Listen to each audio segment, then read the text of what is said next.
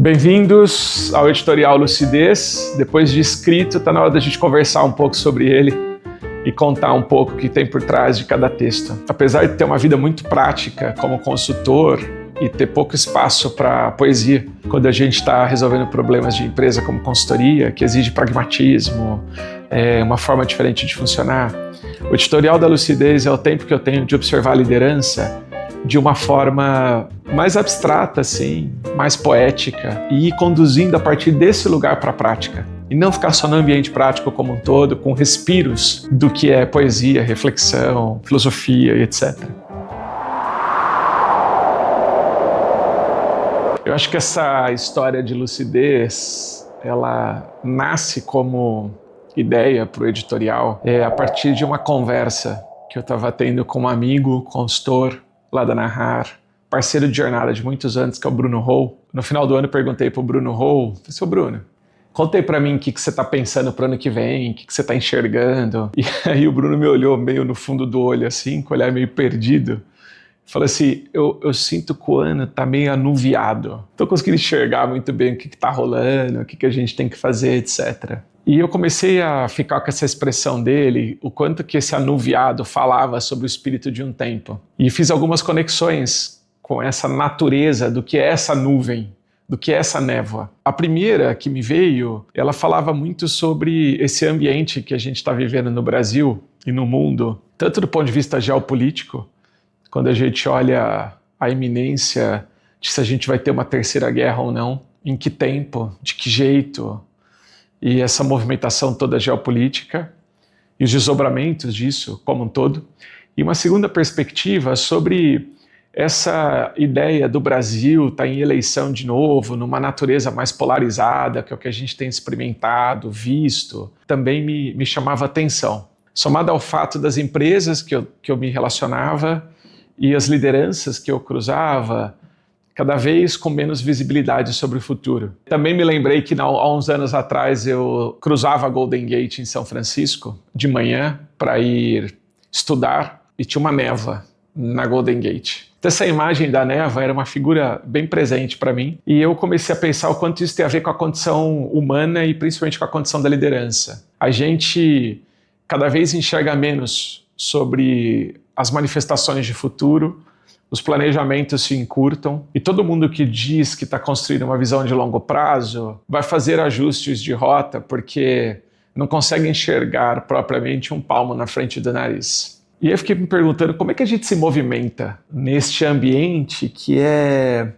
um ambiente de névoa. E é uma névoa que traz um ruído, um cansaço, porque é barulho demais, opiniões demais, frameworks demais, conhecimento demais, uma nuvem de inteligência artificial que gera muitos sentimentos de medo de ficar para trás, que gera sentimentos de a gente não estar preparado o suficiente, adensa a nuvem sobre o futuro da humanidade que a gente não vai sobreviver. E eu sinto que essa nuvem que gera um cansaço para as pessoas e para a liderança, um tempo de cansaço, como o Churran bem disse, o Ben Churran, a gente acaba caindo num erro comum que é acelerar. E aí o pedido para fazer coisas cada vez mais rápidas, como uma má relação com o tempo, de que a gente não está enxergando o futuro, então a gente fica tentando acelerar o presente como uma resposta daquilo que a gente não está enxergando. É mais ou menos a expectativa daquele adolescente que está para entrar na faculdade e ele começa a ficar ansioso no período de vestibular, e eu tenho um aqui em casa, e ele acorda para estudar e ele quer estudar tudo que ele não estudou a vida inteira numa velocidade absurda de 1 ano, porque sente que a vida vai mudar de patamar, como se a faculdade de fato fosse transformar tudo aquilo que ele já construiu. E isso gera uma série de efeitos colaterais. Então a minha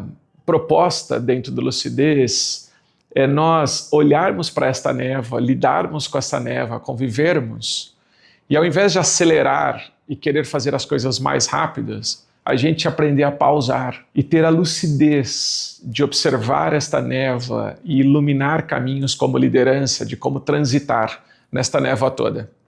Esse convite a ser uma luz, que um lampião que está ali naquele contexto onde ninguém está enxergando nada, e ser uma liderança que coloca a luz e fala o caminho é para cá. E uma liderança que faz esse movimento de dizer que o caminho é para lá, não porque é a pessoa que mais sabe, mas é porque é a pessoa mais lúcida e que entende que não é nesse processo de aceleração, não é nessa agenda onde a gente tem que fazer cada vez mais rápido que a gente vai encontrar a resposta.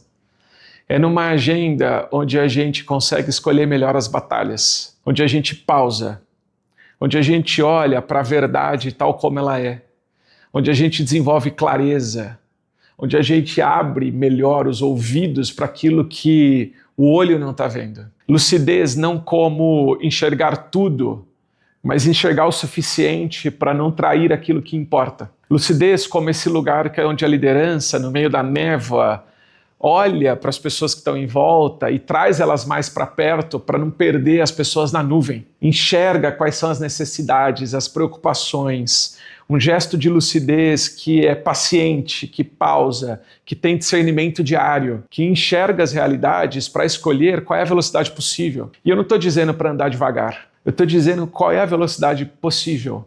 Um rio uma corredeira continua andando rápido mesmo em meio à névoa, mas é o ritmo da corredeira. É ela quem determina qual é o ritmo a ser impresso naquela realidade ou imprimido naquela realidade.